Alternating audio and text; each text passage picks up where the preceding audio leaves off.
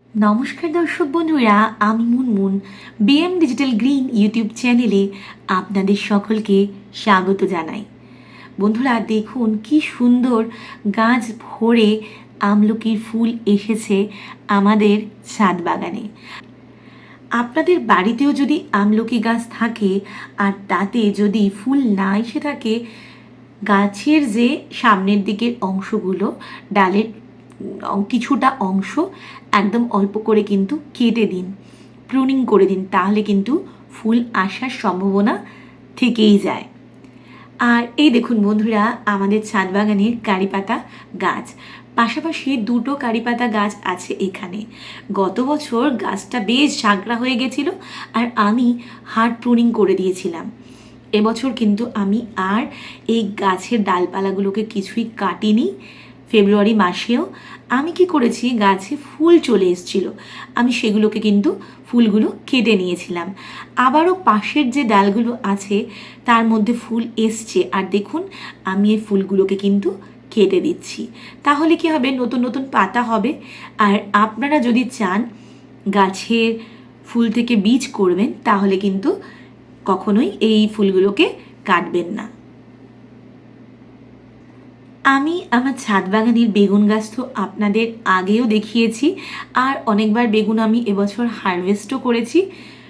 গাছ বসানোর পর কোনো রকম সার আমি গাছে প্রয়োগ করিনি। এখন এই গাছগুলোতে না মোটামুটি অনেক বেগুন ধরেছে।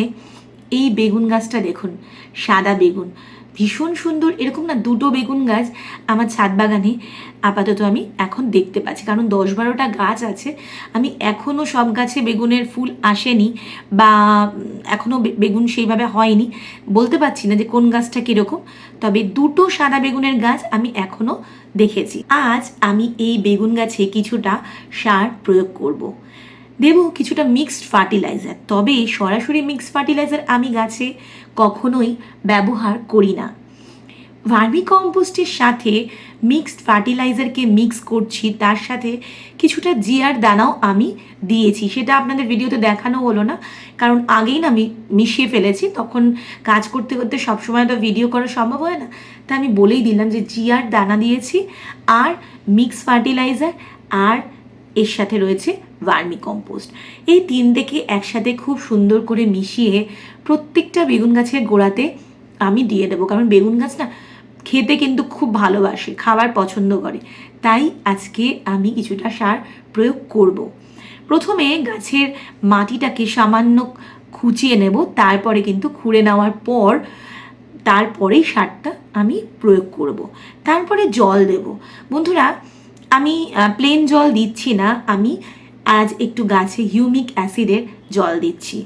হিউমিক অ্যাসিডের জল আমরা যদি দিই, তাহলে এই যে গাছে আমি খাবার প্রয়োগ করলাম, তাহলে কি হবে, গাছ তার শিকড়ের সাহায্যে সুন্দরভাবে সেই খাবারটা গ্রহণ করবে।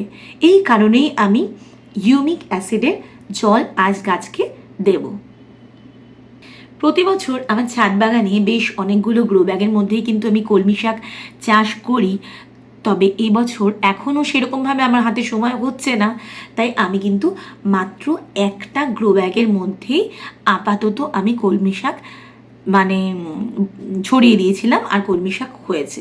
লাল শাক তো এর আগেও আমি হারভেস্ট করেছি, আর এই আরেকটা গ্রো ব্যাগ দেখাচ্ছি যার মধ্যে লাল শাক হয়েছে, এটাও হারভেস্ট করার সময় হয়ে গেছে। আজ আমি কাটবো না, অন্য কোনো একদিন কেটে নেব। ছাদে আসলে না কাজ করতে করতে মোটামুটি সন্ধ্যা হয়ে যায়। এই দেখুন, সন্ধ্যার সময় এই বেগুন গাছটা আবার দেখাচ্ছি। দেখুন কি সুন্দর না বেগুনটা, আবার একবার বলছি, খুব ভালো লাগছে আমার, তাই বারবার বলছি। এই যে ছাদ বাগানে যে বেগুনগুলো চাষ করছি, এগুলো আমরা নির্দ্বিধায় খেতে পারি। সম্পূর্ণ জৈবভাবে আমরা চাষ করছি, তাই কোনো অসুবিধা নেই। এই বেগুনগুলো আমাদের কোনো ক্ষতি কিন্তু করবে না। আর আজ আমি দুটো বেগুন কেটে নিয়ে যাচ্ছি। সন্ধ্যা হয়ে এসছে, আমি মোবাইলের আলোটা জ্বালিয়েই এই টমেটোগুলো হারভেস্ট করছি। সব সময় না কাজ করতে করতে হারভেস্টিংয়ের ভিডিও দেখানো সম্ভব হয় না। এক এক দিন আমি এরকমভাবে নিয়ে চলে যাই, ভাবি ভিডিওটা আপনাদের সাথে শেয়ার করব, তবে করা হয় না। এই দেখুন বন্ধুরা, এই কটা টমেটো, দুটো বেগুন আর কিছুটা শাক। হ্যাঁ, এই শাকটা আমি নিয়ে এসেছি, ডাঁটা শাক। এগুলো তো প্রত্যেকটা টবের মধ্যে এমনিতেই হয়ে যায়, ছড়ানোরও কোনো প্রয়োজন পড়ে না, কারণ আগে থেকেই যে গাছগুলো বসানো ছিল তার বীজ থেকেই হয়ে যায়। আর এই কপিটাও আমি হারভেস্ট করেছি। আগেও একটা কপি দেখিয়েছিলাম, ফেটে গিয়েছিল। গরমের যা মানে তাপটা যা যেই পরিমাণে বেড়েছে, এই কপিটাও কিন্তু ফেটে গেছে। কোনো অসুবিধা নেই, গরমের কারণেই ফেটেছে। এই আজকে সামান্য হারভেস্ট, আর এই আমি আজকে কাজ করেছি, আপনাদের সাথে শেয়ার করলাম। আপনারাও জৈব সবজি আপনাদের বাড়িতে চাষ করুন যদি জায়গা থাকে।